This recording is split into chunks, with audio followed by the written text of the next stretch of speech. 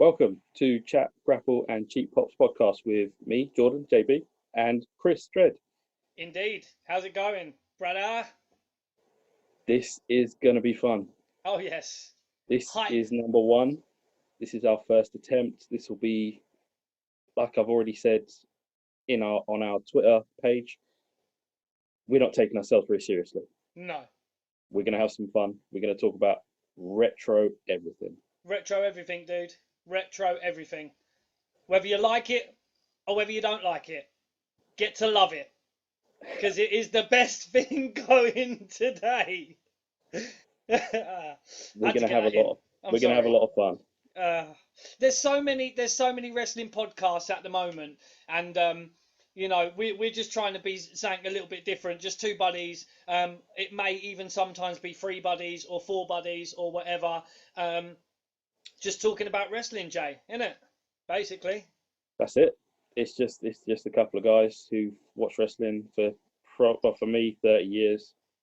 About the same, dude.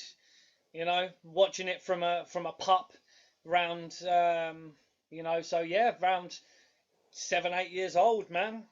Something like that. People Crazy. Might think we're stuck in a time warp because we will be watching a lot of this stuff again and again and again. Yep. And we are stuck in a time warp, man. We are stuck in a time warp. Like, sorry, let me just adjust my camera because I felt like I was kind of bending down. But anyway, yeah, we are stuck in a time warp because wrestling was better. We don't want to be one of these podcasts either that bitch and moan about stuff. We will just talk about stuff we love. We'll try not to talk about stuff that we don't like, but it might pop up from time to time.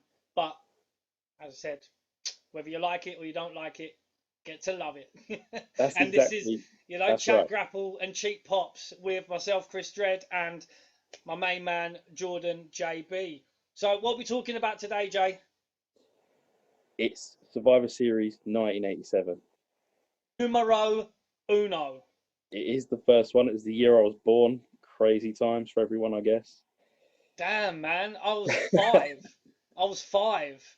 I was just approaching. I knew who Hulk Hogan and that was at that age because it was around the time, when, British wrestling was still quite big at that time, but American wrestling, everyone kind of knew who Hulk Hogan and that was around, late 80s time. So yeah, so what you were born, baby? Yeah, April 87. Damn. Where it all began. Exactly. We'll kick it off quickly, and I will put up a quick picture. The original lineup. You'll notice that superstar Billy Graham is there. He doesn't make it to the main show. They do say that. They do say that as well. Gorilla Monsoon mentions that Ken Patera. No, actually, I swear he says that it was Don Morocco. Don Morocco, yeah, stepped in for him. You can tell that because of the really wild superimposed Don Morocco next to Paul Orndorff. It's not the finest bit of video art, but The Rock, Don Morocco, the original Rock before Mr. Maivia, the original Rock, Don Morocco. I've got the VHS here. Yeah, for reference, I watched the network version. I don't have the VHS of 87. But this is actually quite interesting as well. Because maybe, I don't know how much stuff they cut out of the network stuff, but I do know they cut some stuff out of it. Also, just for a pointer, they've kept some stuff in that you might think, why have they kept that in? Like Bobby Heenan in WCW saying, "What the F" to when Pillman went behind him and grabbed him because he had a bad neck. He's like, "What the F are you doing?" And then apologised profusely, but they've left that in. But we won't tell them because we want them to leave it in because it's great. And I'm sure we'll be reviewing that at some point. Oh yeah, myself and Jordan, I know we're starting WWF, peak WWF 87, but we are both fans of WCW. Can I say that, George? You are absolutely a WCW buff. Yeah, man's got the Four Horsemen repping. We don't discriminate. We watch ECW. We watch it all, baby. And something for our local friends, British wrestling.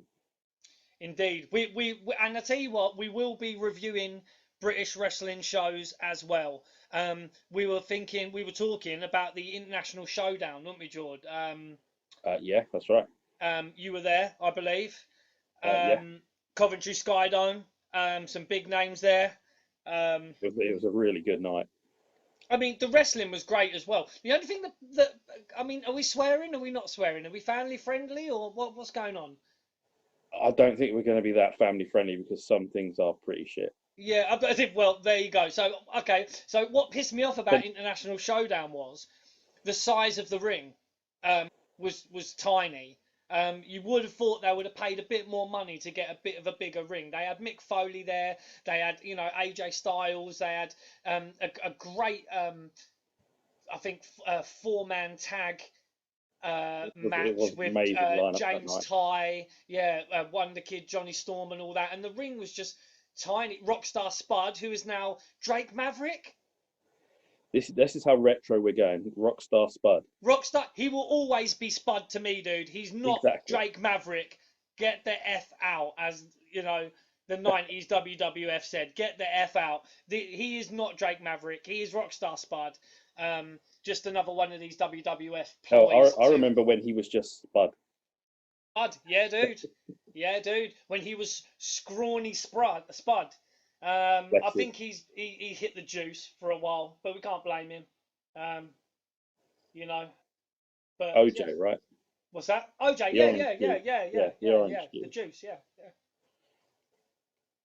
So, Survivor Series 1987 from the Richfield Coliseum in Ohio, Cleveland, I think it is. Cleveland, indeed, and this just is a the quick show one that as well. Vince threatened cable companies with.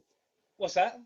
This is the show that Vince threatened the cable companies and he threatened the cable companies that offered Starcade, NWA Starcade out.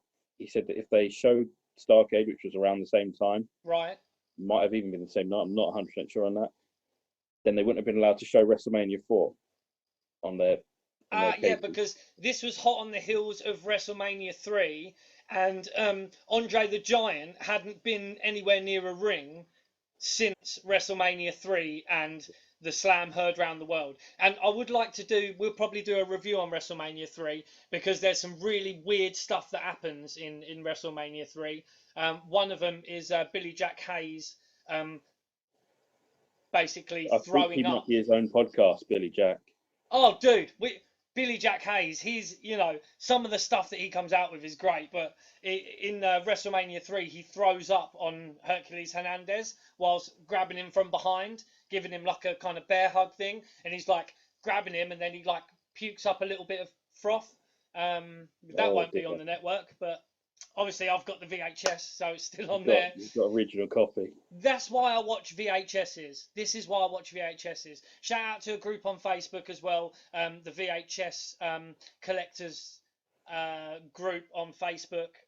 Shout out to all the ladies and gentlemen on there. I'll be posting this on the group as well for everyone to have a watch of this afterwards. But yeah, this is why I watch VHS, because I don't cut anything out. You've got the originals there, and Vince and his editors cannot do any snipping.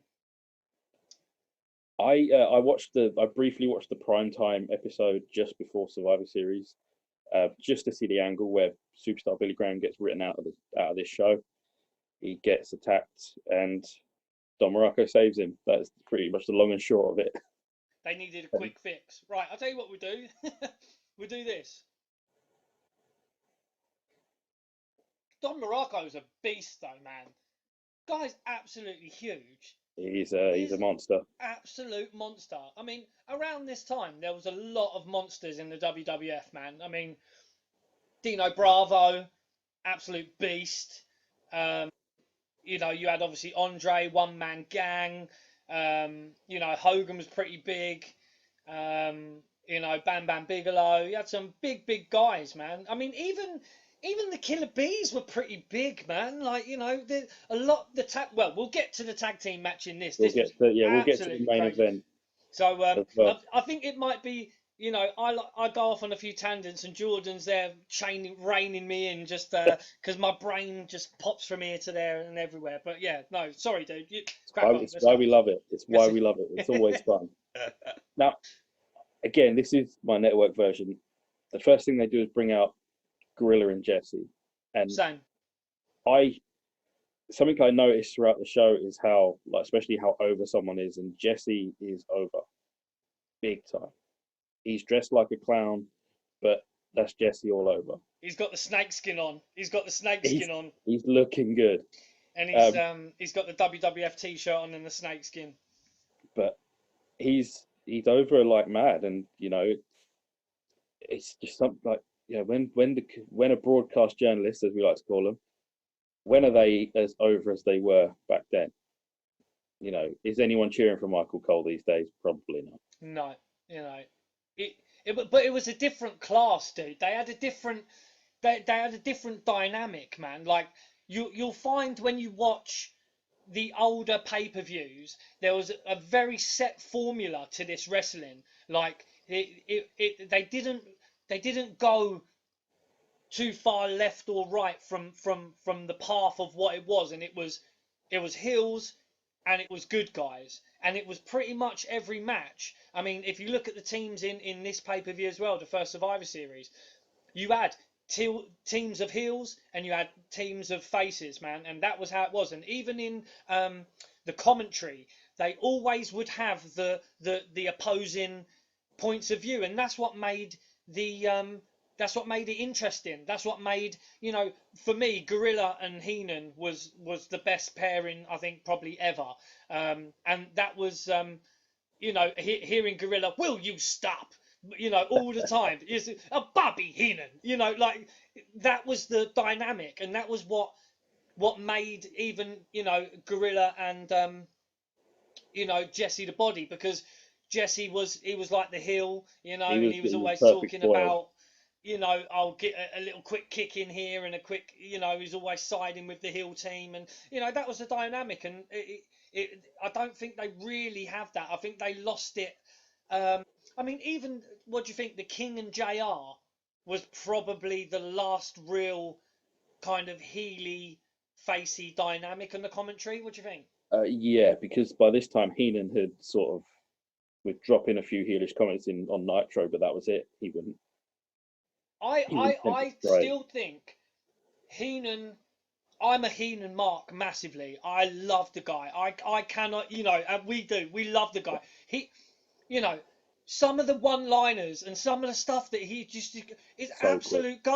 absolute gold, and it just goes over a lot of people's heads. But him and Mongo McMichael, you know, the funniest thing that Mongo ever said, I think, in wrestling history was what it was something like Bobby the Stain. He used to call him Bobby the Stain, and I'm 99.9% positive that Bobby Heenan probably told him to call him that.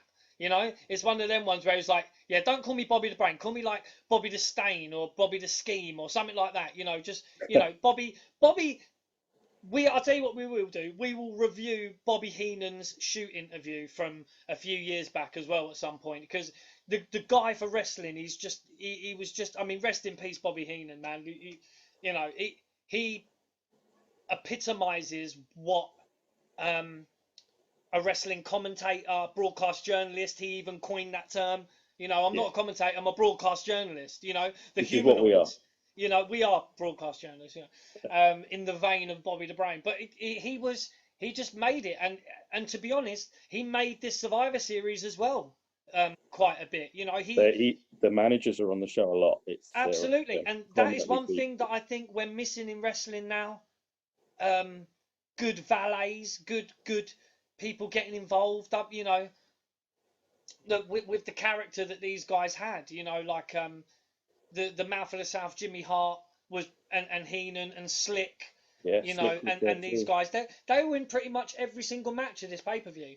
Yeah, You know, I mean, Heenan and Andre, and even in WCW, 95, 96, when the Giant was there, and they were saying that he was Andre's son.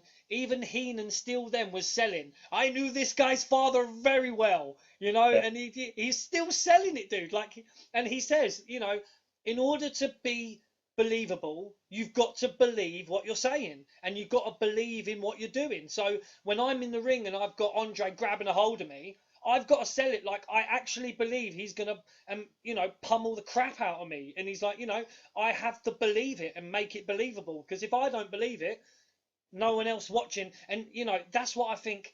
I mean, we're veering off a little bit, but that's why I think WCW underrated Heenan, because he gave his all on the commentary. You know, he would storm off. He would be like, right, I'm going to see backstage what's going on, and he'd just throw his headset down, and Shivani would be like, all right, what's he doing, kind of thing. Like, they even did, they didn't even, you know, they thought he was being legit stroppy or whatever, but he was just selling all the time. That's why Heenan's the man. Sorry, Heenan is the man. Let's get it from episode 1. Heenan is the man. We will say nothing ever bad. You will never hear any bad word against Bobby the Brain Heenan on this podcast, correct? And that is absolutely true. And that is Not the a bad bottom word. line. Bottom line. This show, I mean, this was the craziest bit. They had to go through the rules of Survivor Series. I always assumed everyone knew the rules, but it's the first. You've got to remember, it's the first one. Everyone, you know, no one seems to know what's going on. They run through the rules, and then we get to the interview with Honky Tonk Man's team. Sweet Lord, look into Hercules' eyes. Hercules Canada's eyes. It's crazy, and it's something we're going to bring up time and time again from the 80s is, you know, some sort of gimmicks and, you know, drugs and what have you. And wow, it was staring through souls. Through, you know, it's such a shame, and I would like to know, leave in the comments, guys, or you know, where we stand with, you know, commentating on an actual event, you know, having it playing in the background like what you're seeing around us here. You know, are we able to do that? You know, because we're not.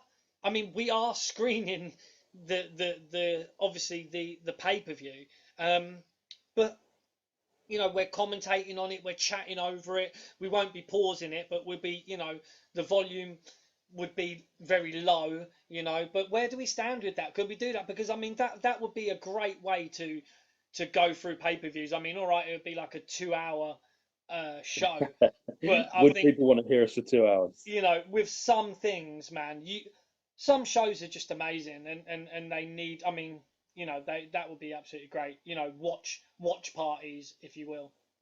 I chuckled because Gorilla said that they were cranked up. Cranked up. They were cranked up, and I just thought, you know what, brilliant, well done. Yeah. He also dropped the line, both teams loaded with electricity, Jess.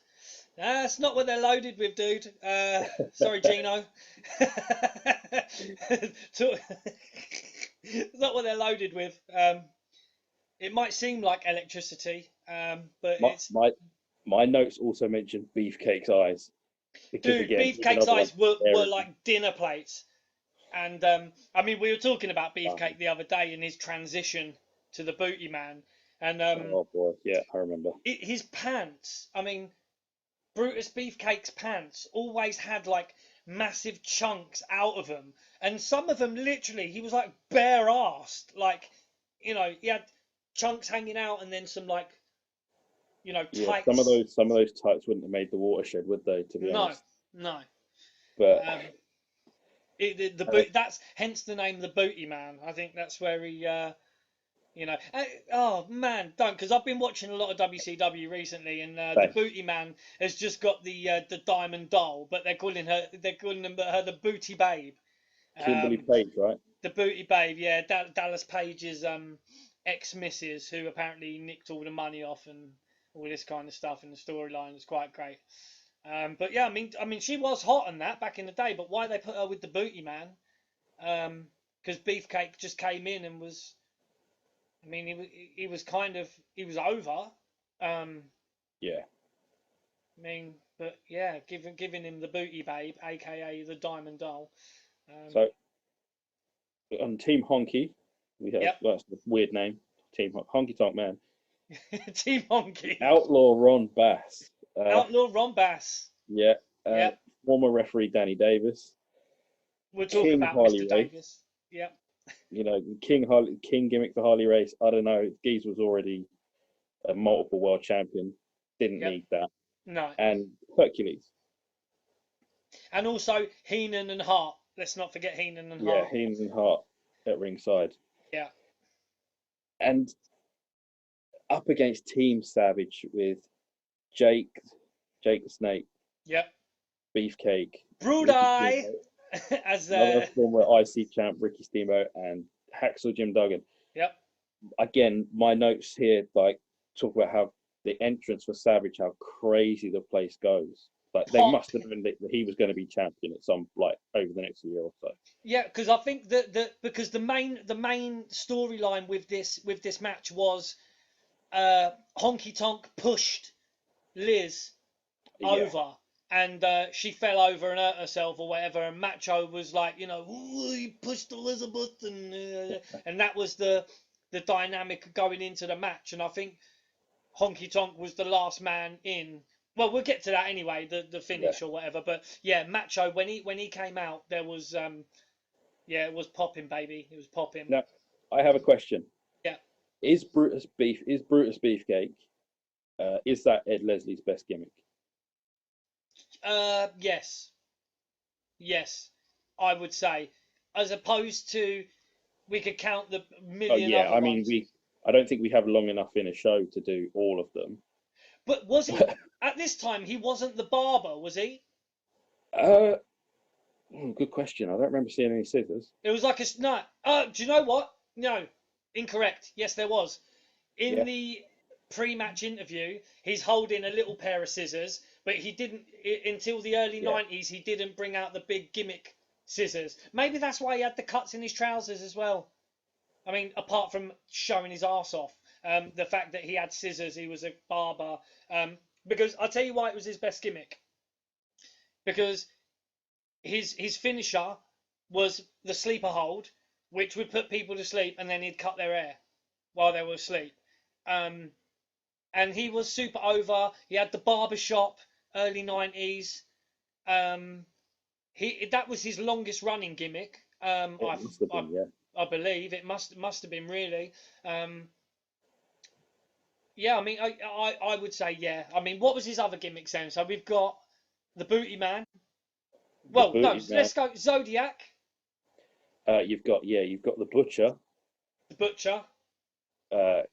Butcher, Zodiac, Booty Man, Disciple. The Disciple. Not sure where. I'm sure we're missing loads. We're missing probably loads. I mean, my pal said he had like 10 or 15 gimmicks, man. But I think that was like a over exaggeration piss take. But yeah, I mean, he's looked after in this match as well. He's very well protected before he gets pinned. Like Beefcake is, clearly flexing his friend Hogan's muscles here, and which he did in WCW as well. True. In the following years. His friendship with Hogan, I mean, extended his longevity in the business. Kept him in a job for sure. But don't take that away from Brutus, because he was clearly a character and had a pull. And he could wrestle, dude, as well. He could wrestle. He wasn't necessarily the most exciting worker. He didn't have that wide of a move set, but he could work. And with the right opponent, he could get over. I mean, even the Booty Man, he would do that thing where, he would do the kissing the booty and everything like that. So, I mean, he had a bit of charisma and that, but yeah. And it always makes me laugh with Gorilla calls him Brute Eye all the time. Yeah. Brute Eye. It just cracks me up. That's not his name, Gino. Sorry. I noted how crazy, again, one of the biggest moves of the 80s was a DDT. Jake hooks it on, place goes nuts. Yeah. It's incredible that a DDT in the 80s, which probably wouldn't raise a smile in most fans now. It's used as a move to set up a finisher now. Which is grim. It's grim. And you know, I heard an interesting take that the reason why wrestling probably got so crazy is the fact that WWF video games would have people kicking out of finishers. So then it's now reflected in the wrestling where people are now no difference in now kicking out of finishers, you know. But one good thing about this match as well, when Jake hooked in Honky Tonk Man for the DDT, Honky Tonk Man just literally dropped his legs and slid out of it and kind of rolled out. Incredible. It's great. It's great selling. It's like great crazy. Storytelling. Yeah. I love Honky Tonk Man. A lot of people chat shit about him because of a few views that he's got, and you know, and I mean, have you watched many of the Honky Tonk Man and the shoot interviews that he does with Sean Oliver, kayfabe commentaries? Yeah, but with the other wrestler from ECW, black guy. Oh no, I haven't seen that. Who done all the what's his name? And he done them with the Sheik as well. I think there was one where it was what's it? And he's got all the scars on his head. I don't know why the name is popped up. Huh? No, Abdullah the Butcher. No. The younger black. He was in the Gangsters. New Jack. So you had like the shoot interviews of New Jack and Honky Tonk Man are just really good. Like, you know, and I think they're quite good buddies actually, Honky Tonk Man and New Jack. That sounds like one of the craziest friendships I've ever heard of. Absolutely, and I don't think they started off as friends either. I think New Jack just thought he was a southern racist. But New Jack started in Smoky Mountain. Yeah, with Jim Cornette. Yeah. If I remember correctly, and he dropped the M-bomb down in Smoky Mountain and that. And he was like, you know, in one of these promos, and it shocked everyone. He's like, "We are not the N-bombs to F with," you know, and just dropped it, and everyone was like, you know, "Oh wow, bloody hell." Yeah, let's clear that up. Swear words are fine on this show, but we won't be saying N words for sure. Oh yeah, 100%. Especially me, man. Jeez. Not a chance. Pasty, skinny bro. Like, I will not be doing that. I'm sorry. So yeah, like Honky Tonk Man was money back in this time. He was the Intercontinental Champion at the time. He's main event in the B shows. He's hooking in the fans that don't have Hogan on the show. That's right. Because he's a champion. Yeah. And he has to make it believable that he could lose to whoever he's wrestling that night. And he needs to be a bit of a chicken shit. You know, he needs to slither out of DDTs and run away from, you know, anyone that's looking because the stipulation, as we were reminded by Jesse the Body and Gorilla, was every 30 days the title has to be he has to, you know, wrestle someone for the title at least every 30 days. That was a stipulation, and they kept selling it like, you know, he's got to protect his body for him possibly, you know, he doesn't want to lose the title, and you know.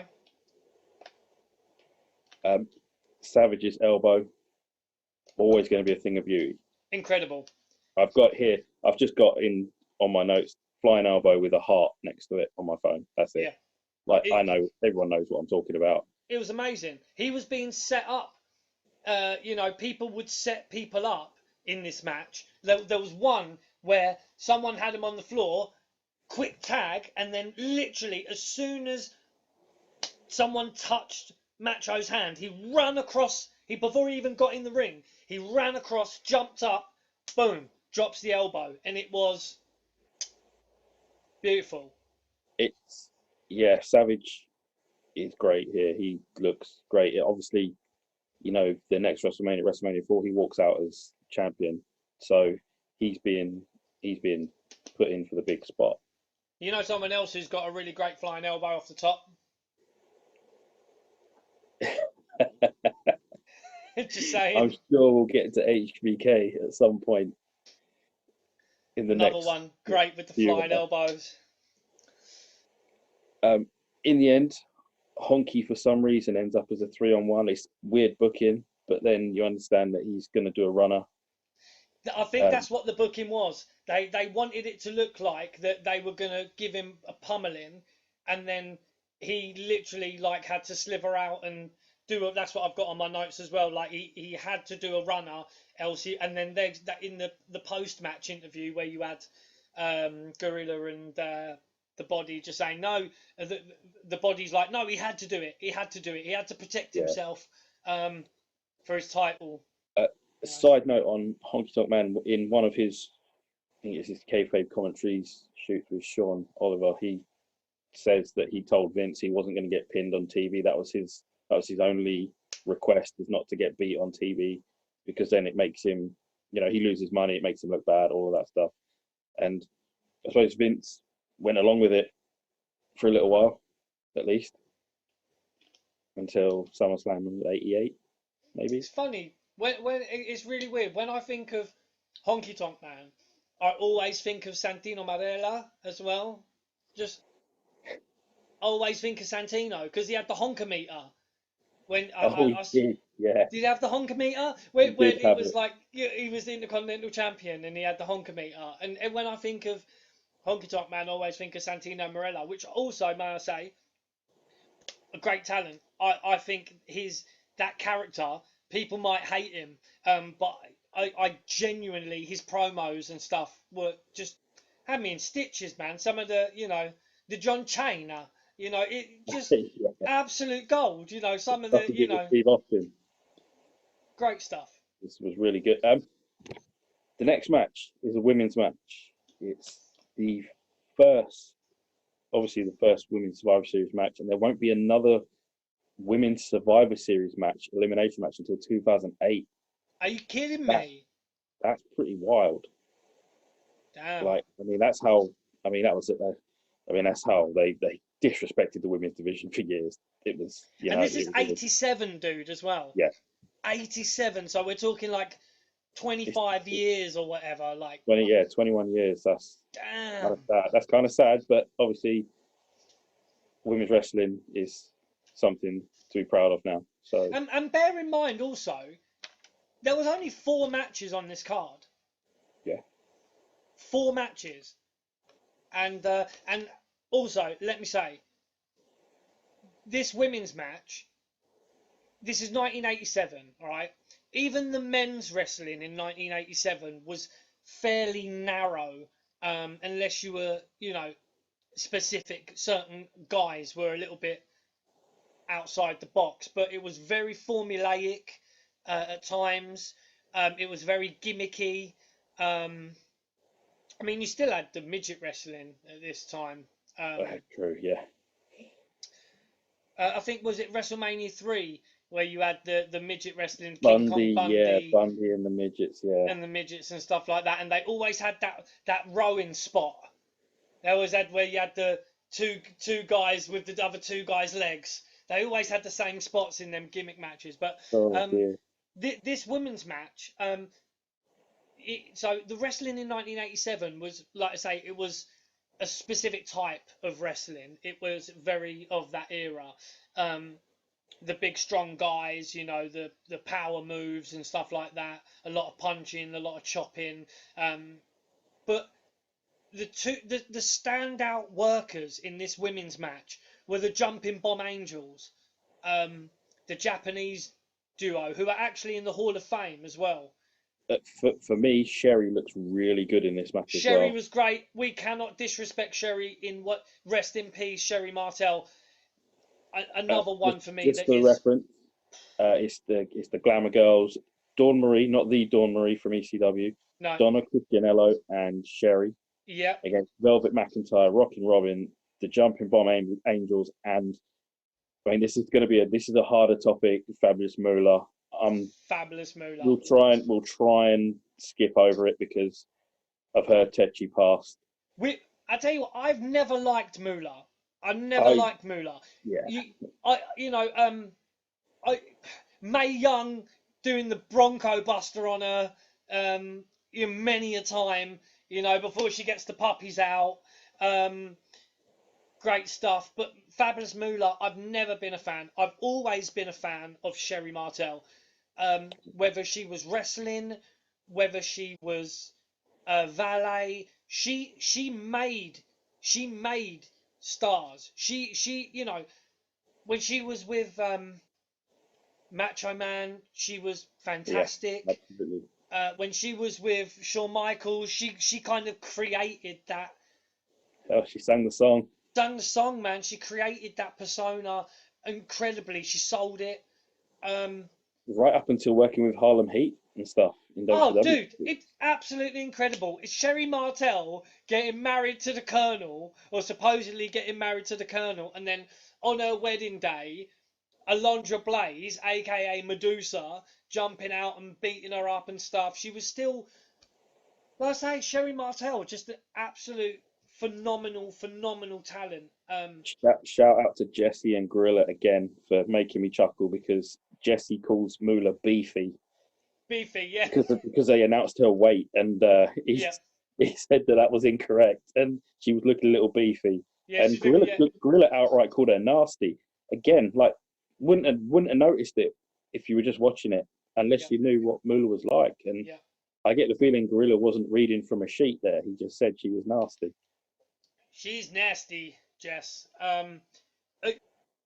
You pointed this out to me, and I noticed it too. There was a few stiff shots in this match, but also not just from Moolah, right? The Glamour Girls, who again was Jimmy Hart's one of Jimmy Hart's team, they were the tag team champions, and Sherry Martel was the champ at that time. They were, it seemed to me, I mean, like I say, the Jumping Bomb Angels, Norio Tatino and Itsuki Yamazuki, right? Hall of Famers now. They were only in WWF for maybe 10 years, I think, something like that. But they were, for this time, watch this match. I mean, hopefully, guys, I mean, we're doing a commentary of this. We're not going to, I mean, we are giving spoilers, obviously, but watch this pay-per-view, because these are the pay-per-views that people just take for granted, Jordan, I think, man. Like, Yeah, it's done really well. It for its time, it's like 1987, the first ever Survivor Series. We just take for granted that we have Survivor Series, or I don't even know if they do it anymore. Do they? It's one of them that they've cut. They do. They don't have many elimination matches anymore, but they do. Right. So at this time, 1987, the women's wrestling was very gimmicky as well. Honestly, if I had a quid for every time a woman was brought in, being pulled by her hair over the top rope in this match, I would have a shitload of quids. It's just, is hair pulling legal in female matches? Of course not.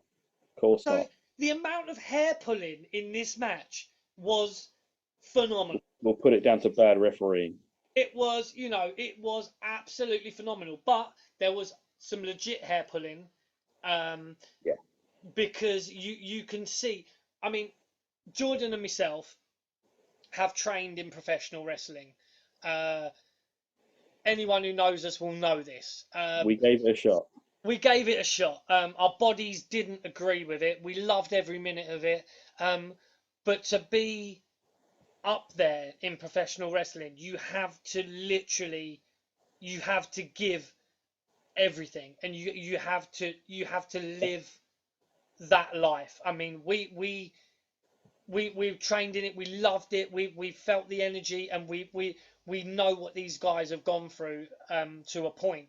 And we know if someone's grabbing your hair, and pulling you across, or doing a pull, you've got to minimize the how can we say it without killing it too much? Like, you want to somehow minimize the pain of someone pulling your hair. If someone's pulling your hair, you're going that way.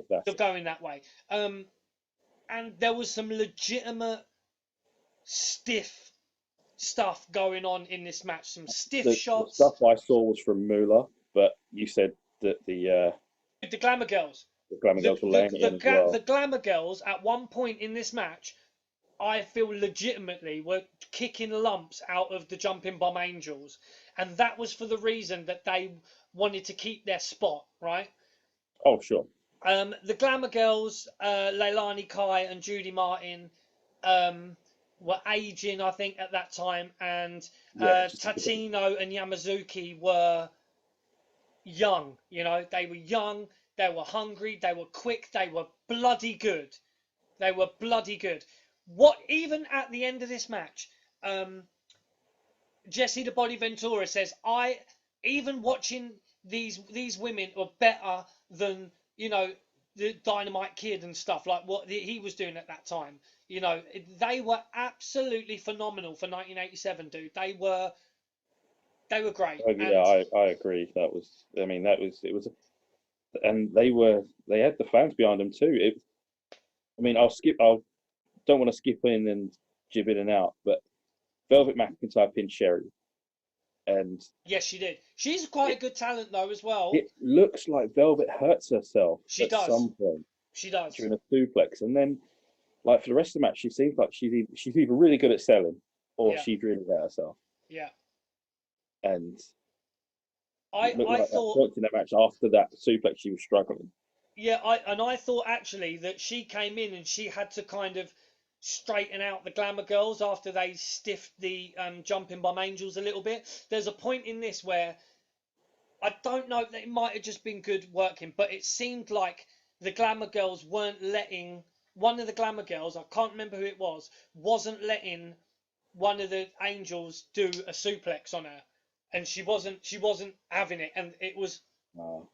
She had the Japanese gal, Tatino or Yamazuki, had her hooked up in the back to do like a fisherman's kind of, you know, suplex thing, and she just weren't popping, and then she like gave her a couple of knees in the head and got the grip on a little bit more, and then tried to do it, and it was like, yeah, you know, a couple of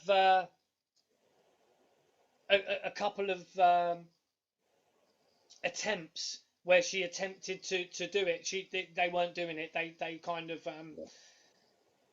they were stiffing them. They were not letting them do moves. They were kind of trying to screw them. I felt. I don't know if there's any kind of interviews with these girls, or if there's any way we can. Nothing that I've seen, but if anyone out there has seen something, please give us a link. Yeah, because I think legitimately that the Glamour Girls were stiffing the Jumping Bomb Angels, and they were stopping them from doing moves and things like that. And I think at one point Velvet McIntyre had to come in and basically say to him, "Look, stop it," basically. I mean, the Angels do get the win in the end, and they look great in getting the win. They were great, fantastic. Which kind of makes me wonder why women's wrestling didn't kick on from there. What must have happened for it to sort of like just flatten out a little bit? I think it was probably the lack of talent. I mean, for me, the Jumping Bomb Angels were just way above anybody else in the match, really. I mean, Sensational Sherry aside, who was very good at selling, very good worker. I just don't think the talent was there, dude. I just don't think there was enough in the pool to keep it going.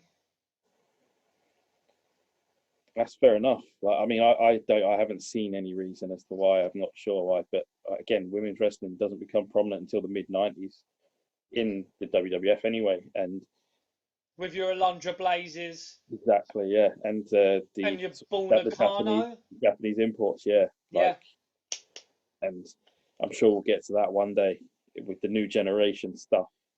And dude, one day we will talk about Moolah. I think. Yeah. Because there are some the dark side of the ring everybody's aware of. Yeah, shout out to the guys over at Vice. Did some great TV show there. I mean, it's an incredible watch. If anyone hasn't seen it, especially in the UK, it's, season 1 I think is on Channel 4 on demand, or all four, whatever it's All called. four, yeah. Definitely worth it.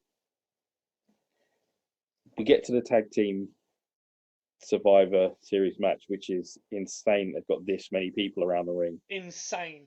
The interview was in right. So, oh, sorry. Can we just go back over it? There was one bit in this women's match as well where one of the angels was being pinned and she bridged out of it, and it was a 2 count, bridged out of it, and the bell rung, and then the red no. Oh yes, very yeah. It was obviously it was a botch of some sort. It was a botch I'm of sure some sort. I'm sure the word botch will hit a lot of our stuff, but Yeah. But it was a really good kick out. it was great. It was like a bridge, a bridge out of a pin. It's fantastic. But yeah, as you said, sorry, Angels got the win. They looked good in the win. And yeah, and then they were Jesse the Body Ventura praised them massively. Yes, he did. He was very he was putting them over like mad. So this tag team matches, this Survivor Series tag team matches. Oh, I'm going to try and reel them off. It was absolute dog shit as well for me. This match was absolute dog shit. We'll get to that. Yeah. Reel them off, baby. We've got a list. Yeah.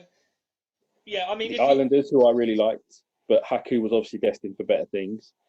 Heart Foundation, we'll get to them. Demolition, which is Smash and Axe. Yep. Dino Bravo, who will get his own podcast one day. Yep. Greg the Hammer Valentine, and the Bolsheviks. Yeah, the Dream Team. The Dream Team was Bravo and Valentine. Yeah. The Bolsheviks, Nikolai Volkov and Boris Zukov. The massive head of Boris Zukov. But absolutely huge head. Also, the Islanders, Haku and Tama. Do you know Tama is actually Rikishi's brother? And also the cousin of Roman Reigns.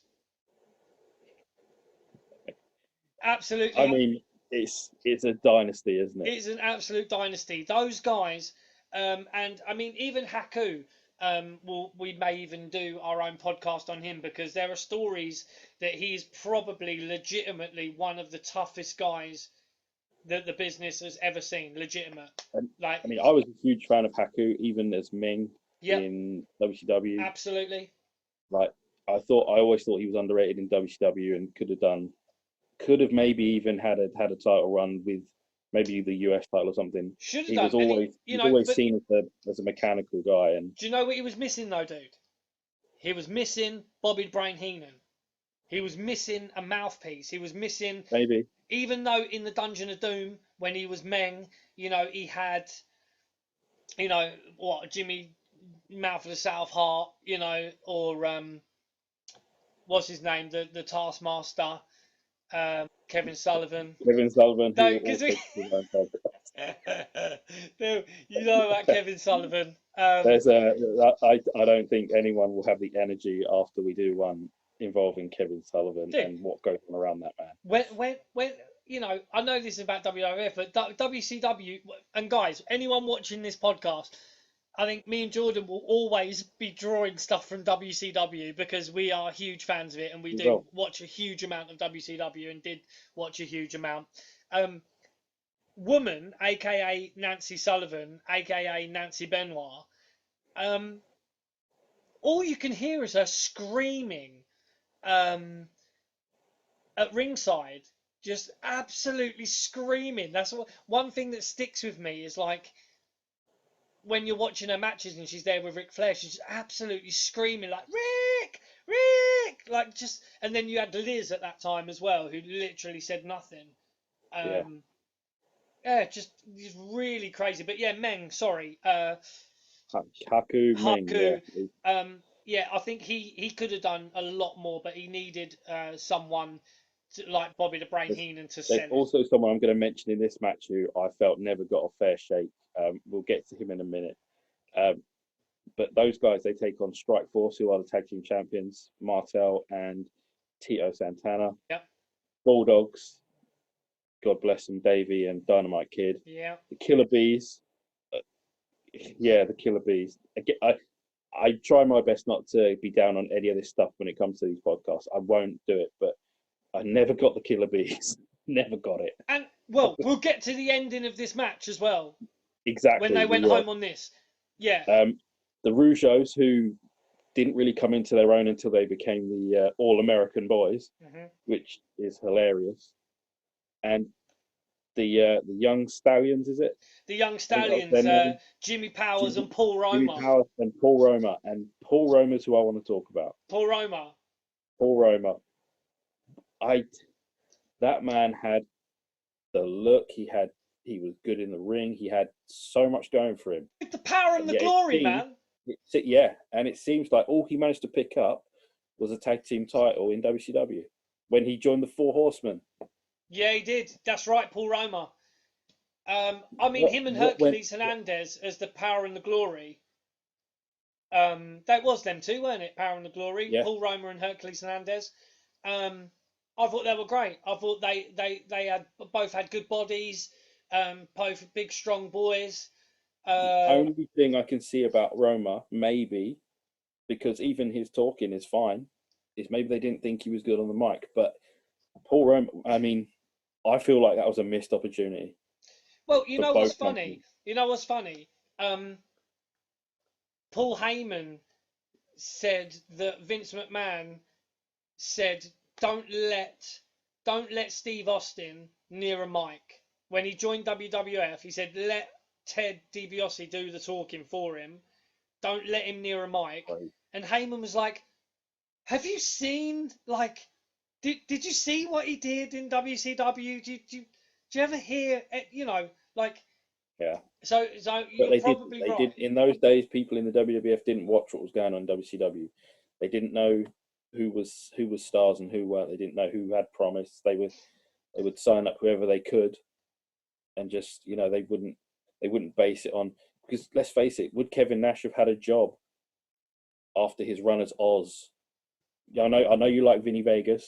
I like Vinny Vegas, man. I don't know why. I probably shouldn't, but Master Blaster, this, that, and the other.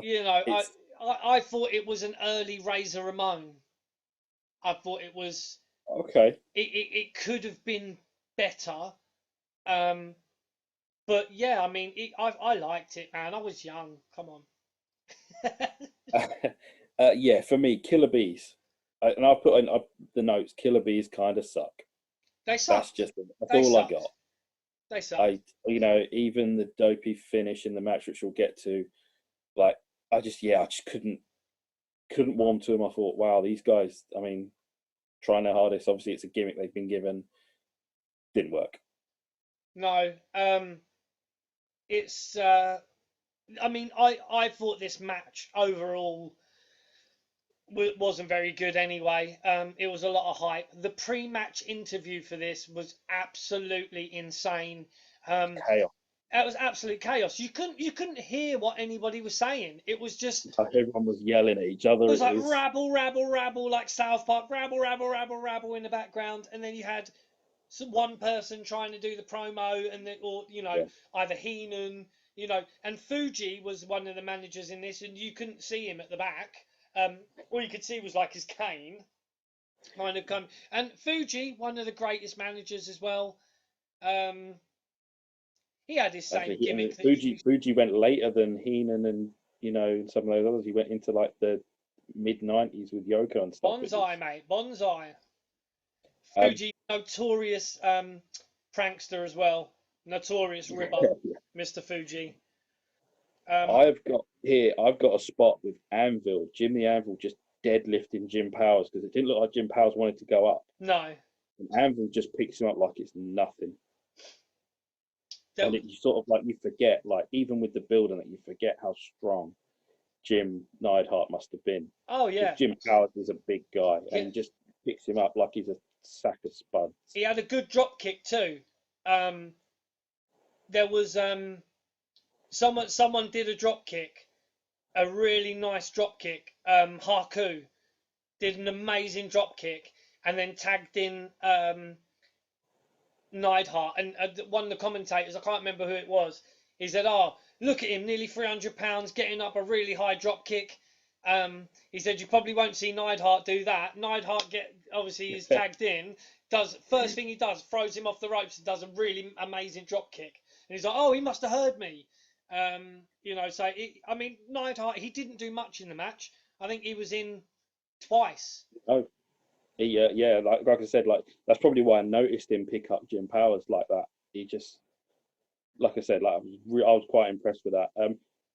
I noticed the commentators were all over Brett. Whenever Brett was in the ring, Hitman this, Hitman that, Hitman, it was. They were set, but excellent I mean, execution.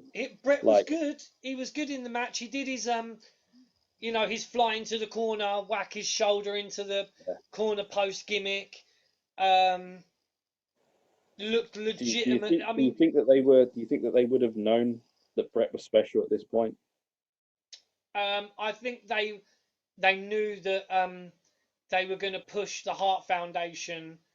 Yeah. They were going to push them. They because I think at WrestleMania even they were still together. I mean, what, WrestleMania 6?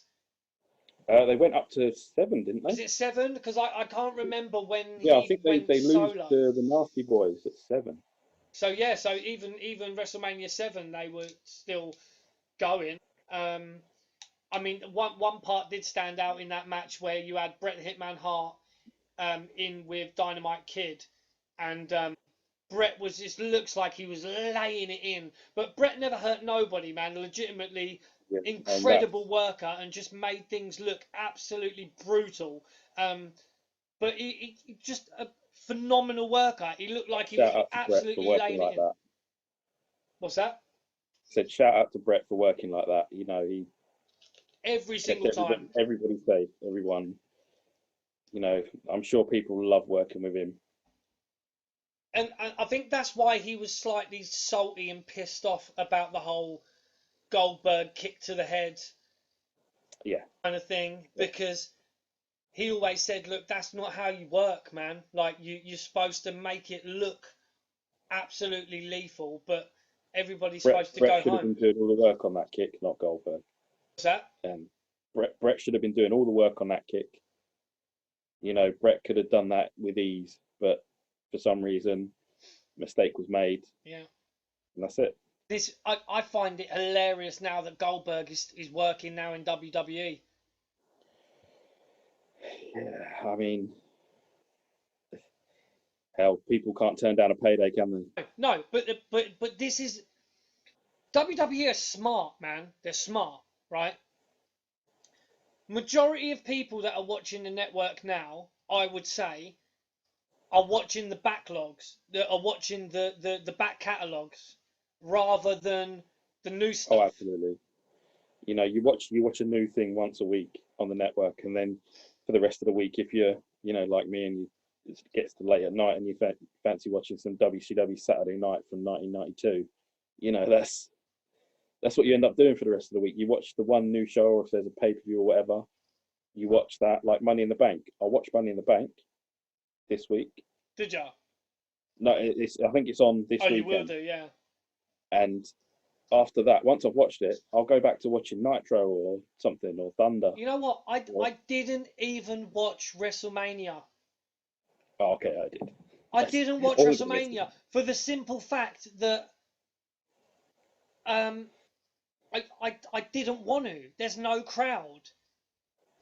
And It for does make me, it does like yeah, we are. I WrestleMania is mean, we're all in a weird about, time. you know, We're in the weird time of the global pandemic, and it's things are a bit strange at the moment how for can you have everyone. WrestleMania without the WrestleMania weekend all access? Oh yeah, it's. I Um, mean, it's something. and The I whole also heard that, I mean, I watched TNA. I was a huge fan of TNA.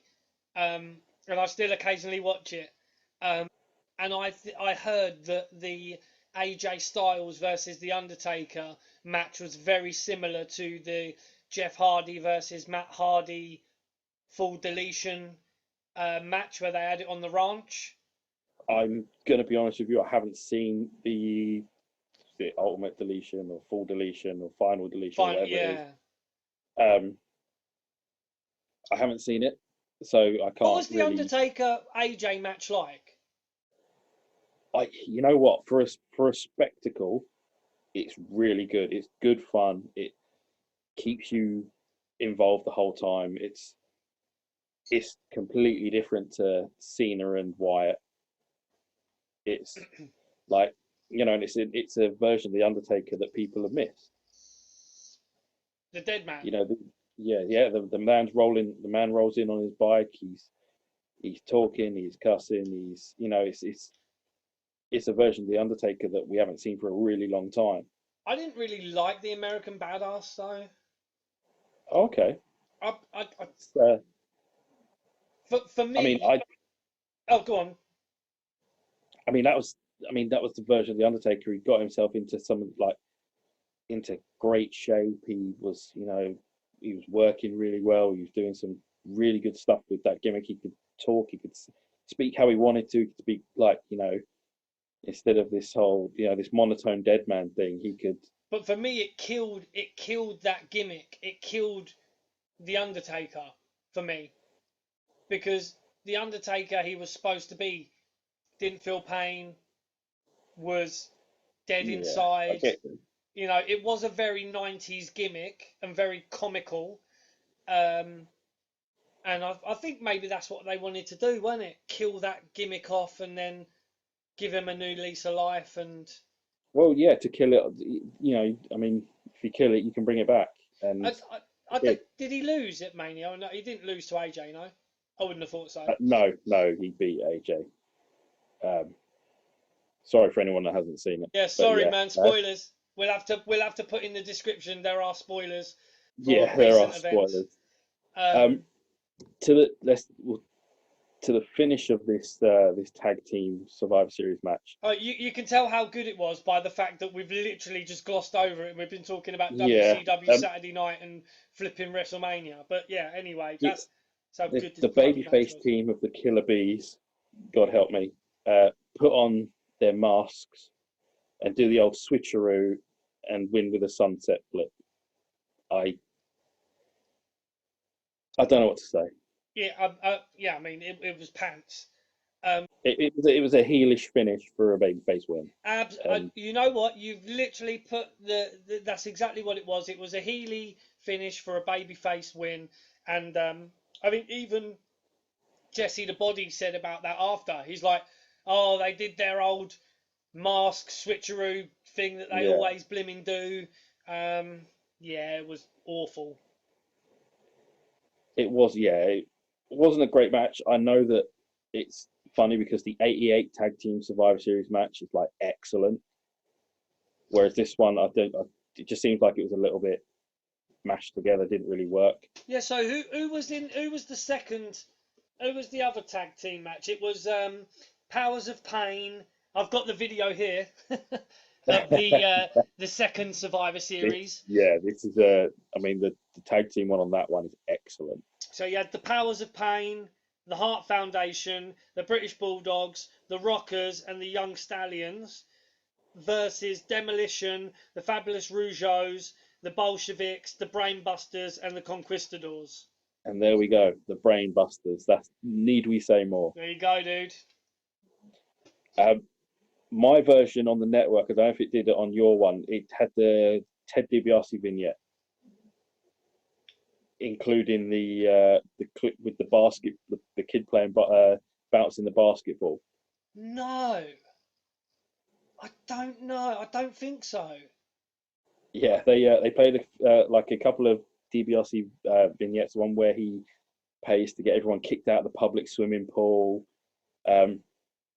And yeah, the one with the kid with the bounce in the basketball where he kicks the ball when the kid's about to get to the yeah, we had that, and I thought that was I thought that was really good. I thought it's a nice way to break it up. And then they had Gorilla and Jesse just talking for a bit. Obviously, it was must have been like the intermission or something, and Jesse and Gorilla are just talking. It had all the feels of a real sort of a sporting event. Yeah.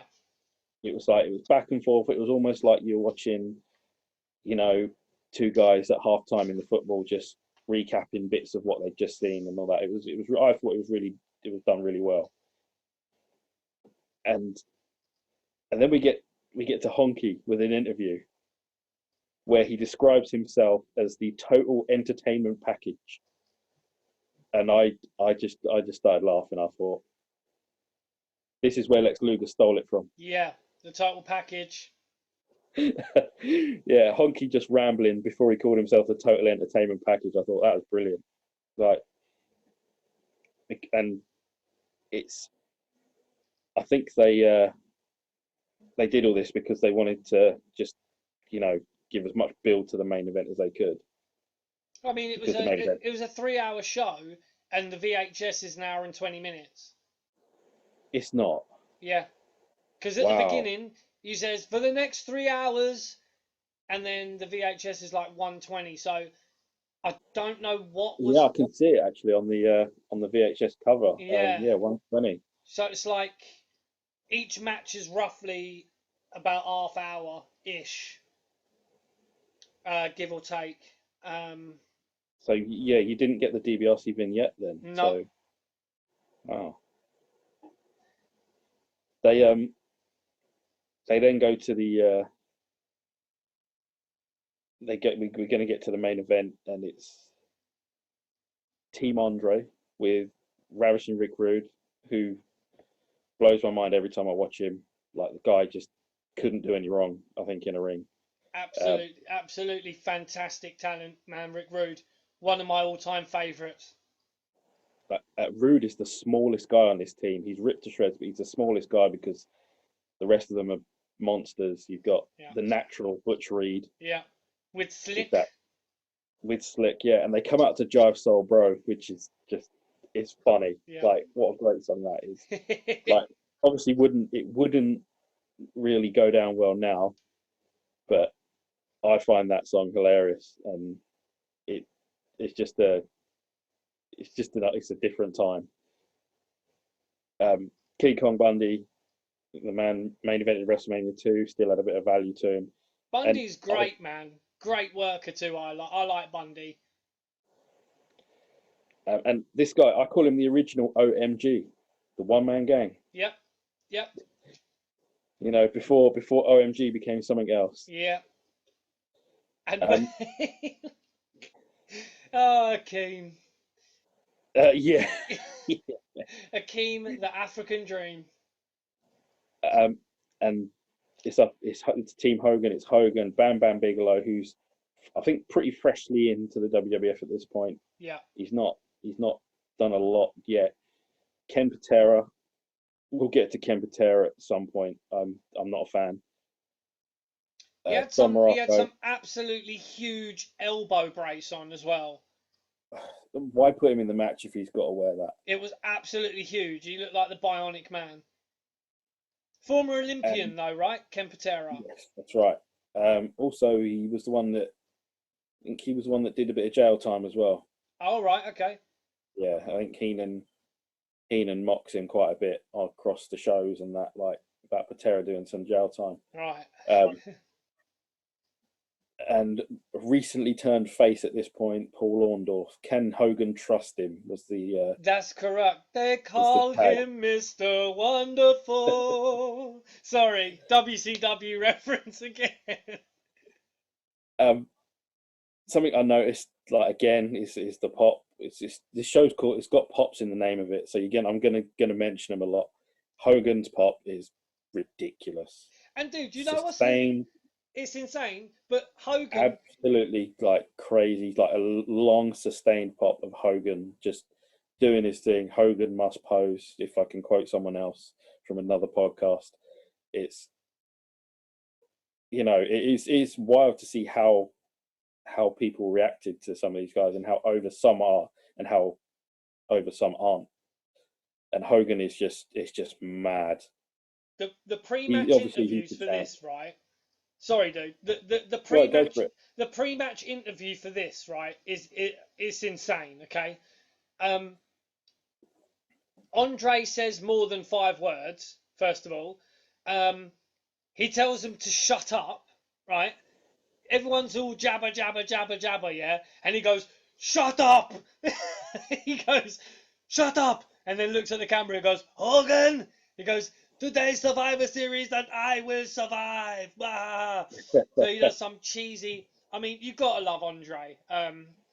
But the Hogan interview, right? He nearly headbutts Bam Bam Bigelow and breaks his nose, first of all.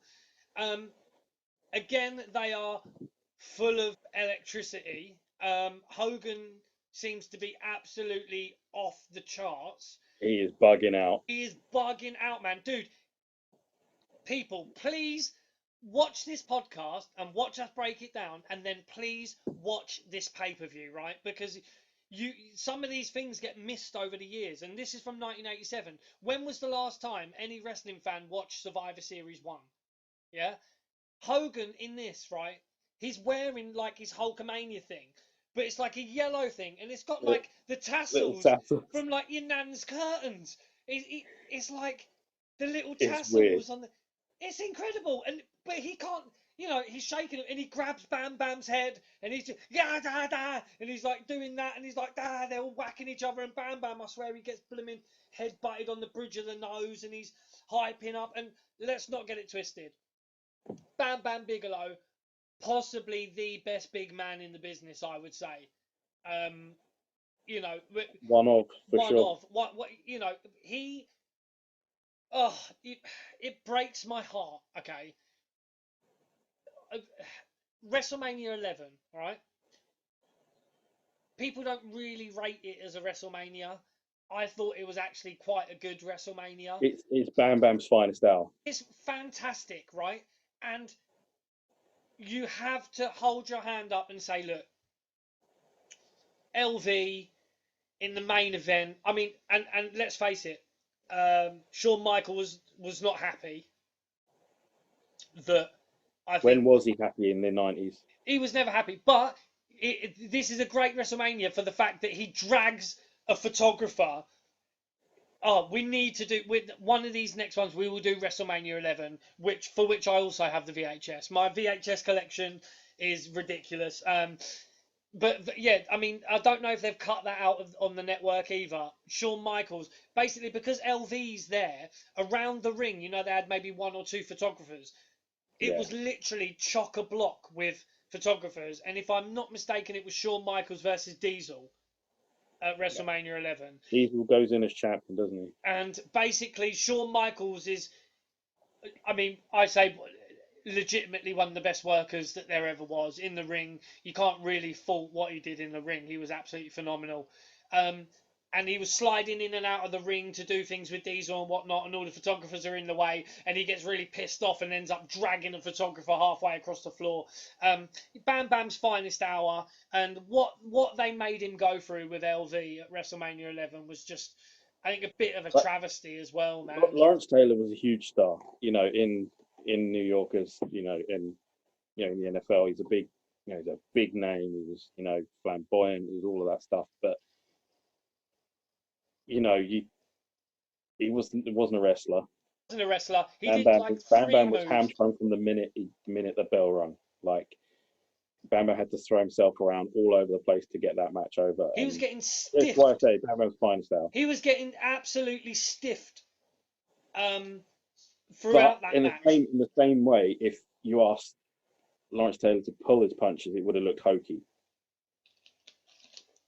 Well, it's the same thing you see with Kevin Green in WCW, and here I am, like, mentioning WCW again. I was going to as well.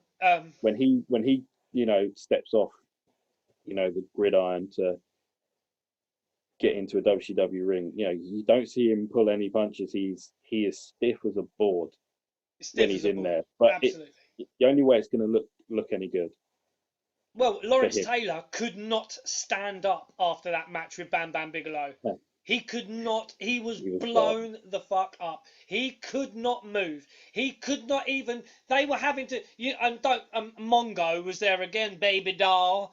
Mongo McMichael, because you had the All-Star team, and then you had Bam Bam's team, which is basically the $1 million camp.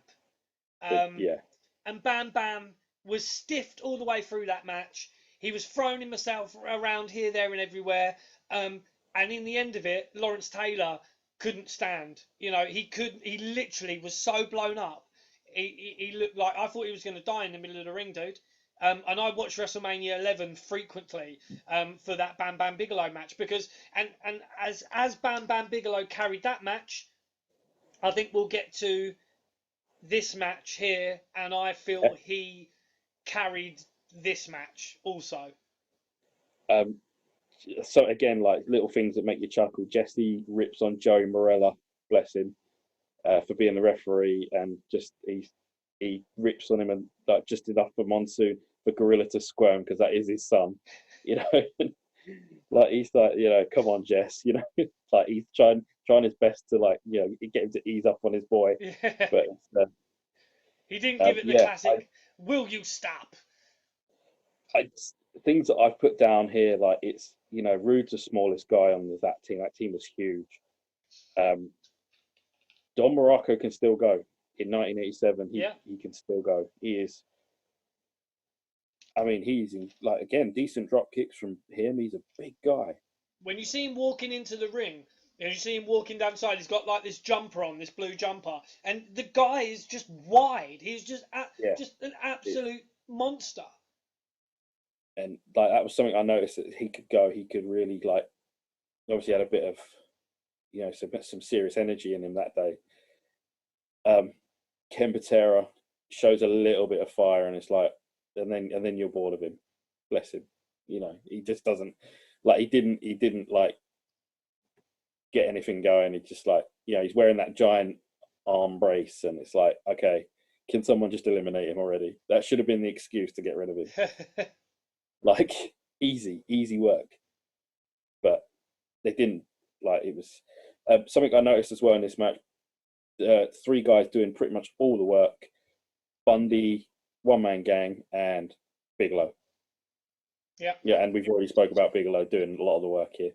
Like, it seems like Bigelow's doing a ton of the work in this match. Because Bigelow he was in for like the majority of the match. Oh, he's booked amazingly in this match. Like, if you're, you know, trying to get someone over, this is how you do it.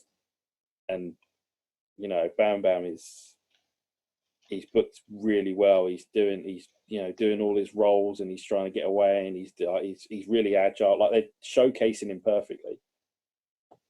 It is Hogan and Andre's first meeting, like first face-to-face since WrestleMania 3, and they tease it quite a bit in the match until it finally happens. Yeah. And then Hogan gets counted out, which, you know, obviously it was the build for the show in the Saturday night's main event, where Andre beats Hogan with that dodgy count. It's decent. It's enough. Like, it's, you know, almost it's almost like the same sort of system like you're seeing with, you know, well, I'm sure we'll get to it really soon. Hogan and Warrior meeting at the Rumble for, like, you know, a minute. It gives everyone just enough to want to see it at WrestleMania. It's really good stuff, and Andre has to be booked well to be seen to be getting another title shot. Yeah. I know they reference that Andre almost pinned Hogan at WrestleMania 3 with a, like, where he lands on him and he says, "Oh, it was a 3 count" and all that, and Bobby brings it up as well in the interview beforehand. It's you know, it's standard decent booking, and it's, you know, it helps you build on to the next, you know, the next pay-per-view, which, well, I think, well, it's not the pay-per-view, but the Saturday night's main event where Hogan and Andre go again. But it's Bigelow standing out. Bigelow doing a lot of the work. 100%. Andre comes in for, you know, minute amounts of time. Everyone knows why. Everyone knows he's not very mobile. He does his Andre suplex on Bigelow and gets the win. But it's a standard ending to a WWF show at this point. Hogan posing. Yeah. Hogan just comes out, doesn't sell a thing, which I know you love. We had this conversation. Like, it got to the point for me, even, and we'll go back to WCW, even 95, 96 when he was in WCW. Hogan hulking up and no selling stuff just began to annoy me. It was no selling, just no selling stuff that he should have been battered. There's a few things that annoy me where people no selling. Hawk from Legion of Doom no selling pile drivers and stuff. But then you asked me, what did you ask me earlier? What do I think of? Yes, Samoans and headbutts. Yeah, They don't sell them. I allow that. I allow the no selling of headbutts by the Samoans because we were legitimately told that they used to smash coconuts on their heads. So I'm allowing that. Okay. That's a physical we'll thing. We'll keep that. Yeah, we'll keep that. And possibly the Giant as well, headbutting the Giant, Big Show. Don't do that because his cranium is just absolutely huge and it would probably crack yours if you tried to headbutt him. So there's a few things that I will allow to be no sell, but Hogan, it's just been no selling stuff for too long. And it was just it's what kept him. It's what kept him in the money all those years. But that's why I love Heenan, because Heenan hated Hulkamania. He hated him hulking up as well. Hated it, and I agree, dude. Heenan, Bobby, you're up there, mate. I agree, dude. And again in WCW, he legitimately wanted the fall of Hulkamania. Every week on Nitro, it was like, okay, so he survived it again. Hulkamania lives again. I'll be honest, when I was 4 and 5, like in 91, 92, I bought into the whole Hulkamania thing. Every time dude. He hulked up, I marked out. I'm a little kid. I'm loving every minute of it. Yeah. It is hokey in 96 and 94. Sorry, 95, 94. 95, it 96, yeah. The magic's gone by then. But then he does what he did. He turns heel and he completely reinvents his whole career. But that had to happen. Oh, it did. That had to happen. We have to do a show. I don't think anyone knew it would work on such a scale. Oh, I was explaining to my missus, right, about what happened. No, I know it's probably futile, but she does listen to a point. And I was explaining to her about the heel turn that was heard around the world and the amount of crap that was in that ring. Yeah. When he was talking and he talked about the new world order of wrestling, brother, it was just, that was heat, baby. That was genius. Real heat. Heat. People were pissed off, and he was cussing the fans out. No, he didn't have to say that Florida sucked or anything like that. No, he didn't have to resort to the cheap stuff.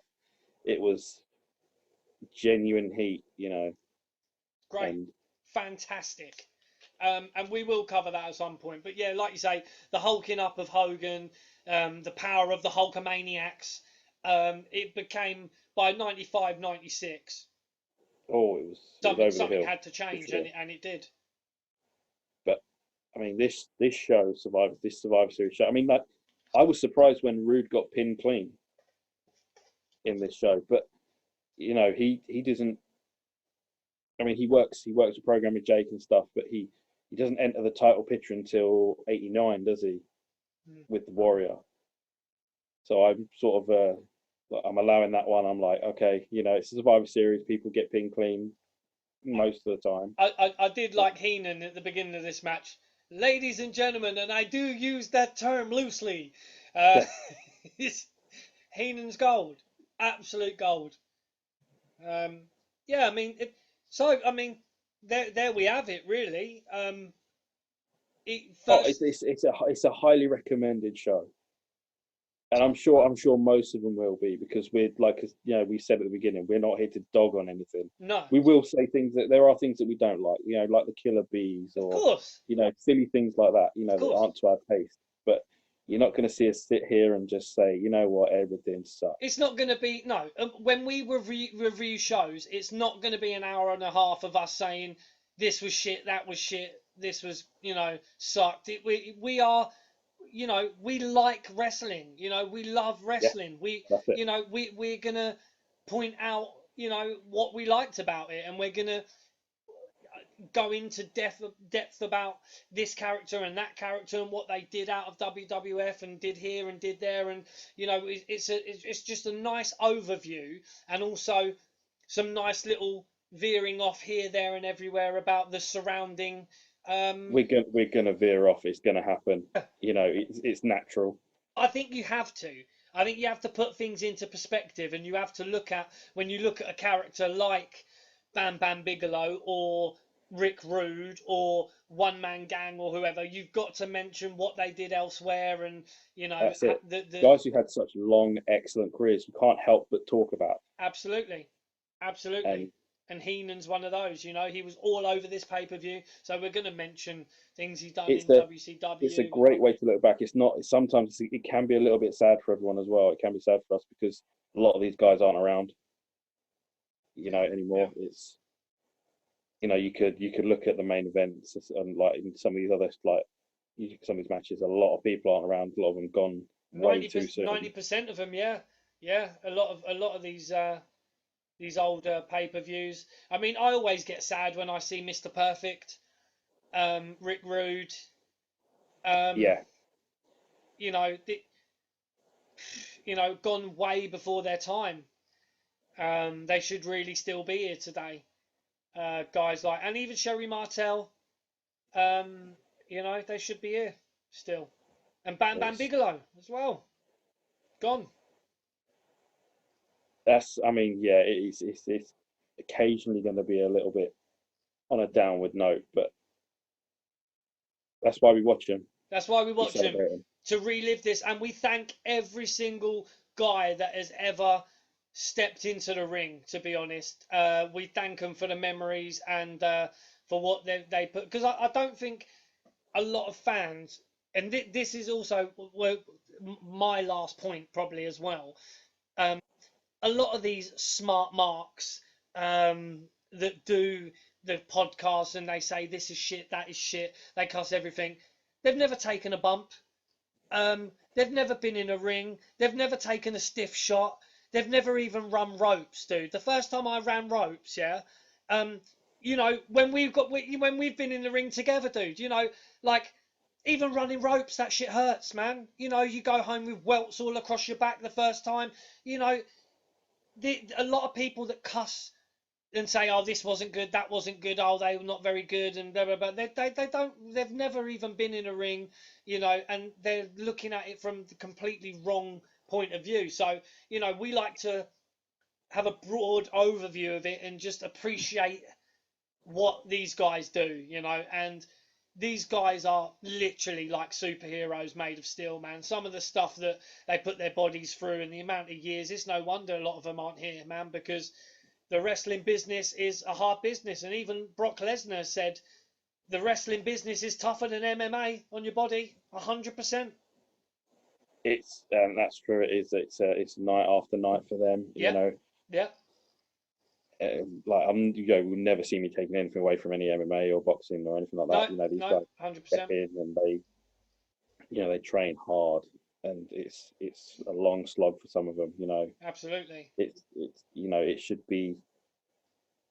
be seen somewhere in an equal aspect. It's so tough on everybody's bodies, everybody's lives, and it's rough. That's right. I know personally I had injections in my spine, probably due to other things as well as wrestling, but that's the nature of it. That's right. And we've tried, we gave it our best. Yeah, we came, we saw, we didn't conquer, but we had a damn good laugh. And I tell you what, dude, the friends I've made when we were training together in wrestling, I mean, you and I mean, and our other mutual friend Gilbert as well. I was talking to G-Man, big up G-Man, the other day, and we've known each other for like 10 years, dude, longer, 10 years like now, 13 years. Like when were we when were we wrestling, dude? Like, you know, think about the year. You know, the friends I've made in wrestling, we've become really good friends. You know, and you know, once you've had your ball sack on another man's neck, or vice versa, I mean, you become friends pretty damn quick. You There's know, a bond. There's a bond for sure. it's a bond, man. You know, so and that's probably a good place to leave it, actually. We'll leave it on ball sacks. That's On ball sacks on necks. So yeah, dude, it's been a blast, man. I've really enjoyed it. let's quickly jump, like, just plug the Twitter. Yeah, It's sort of really just gone live today. At Chat Grapple Pops, all one word. yeah, You know, if you need us to spell it, you know, I'm sure we'll put it on somewhere. that's You know, right, or dude. maybe on And the even if you YouTube type channel. in Chat Grapple and Cheap Pops podcast on Twitter, you'll still find us. But the @ is actually at Chat Grapple Pops. Yes, on the Twitter, the YouTube channel. You know, Chat Grapple and Cheap Pops. Now, Chris is the technical guy. He'll know when this. You'll know when's this show going on. This show can probably go up tonight, man. You know, a lot of people are chilling. It is VE Day, Bank Holiday Friday. So, you know, maybe we'll give it a watch and see what's happening, and then we can bang it up tonight, man, or maybe first thing tomorrow morning or whatever. So it will be definitely up ASAP. And we'll go again. We'll pick another show. Yep, yep. And we haven't really spoke about it yet. I'm sure we've got ideas for what shows we're going to want to watch. Yeah, yeah. And if only 10 people watch this, then thank you to those 10 people that watched it. Yeah, yeah. And also, those 10 people that did watch it, go now and watch the first annual Survivor Series. Yeah? Go and watch it now. 1987. Tell us on Twitter that you've watched it and we'll give you a shout out. Yeah, dude. 100%. So, Jordan, dude, it's been an absolute pleasure, man. Absolutely. Thank you for joining us. And, you know, it is... We're doing this, and we're going to keep doing it, Jay, aren't we? We're going to keep doing it because we love it. Cranking them out because we love it. So from me, Christoph, and from the man, JB. No, JB. Chat Grapple and Cheap Pops podcast, numero uno, Survivor Series, the first annual, 1987. Yeah? Thanks for joining us, guys. Thank you. Thanks for watching, and we will see you very soon. Peace. Bye-bye.